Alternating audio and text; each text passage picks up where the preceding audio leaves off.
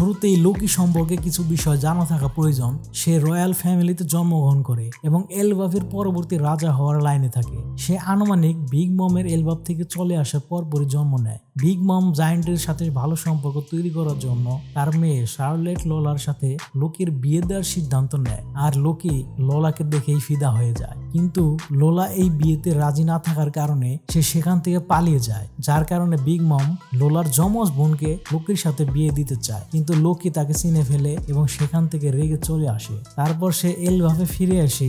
এলবাফের রাজা যে তার বাবা ছিল তাকে হত্যা করে রয়্যাল ডেভিল ফুড পাওয়ার জন্য, যার কারণে তাকে নাম দেওয়া হয় দ্য কার্সড প্রিন্স লোকি। এরপর সে সম্পূর্ণ পৃথিবীতে যুদ্ধ শুরু করতে চায়। তার এই পাগলামি দেখে অন্যান্য জায়ান্টরা সবাই মিলে তাকে অনেক কষ্টে বন্দি করে চেন দিয়ে পাহাড়ের সাথে জঙ্গলে বেঁধে রাখে।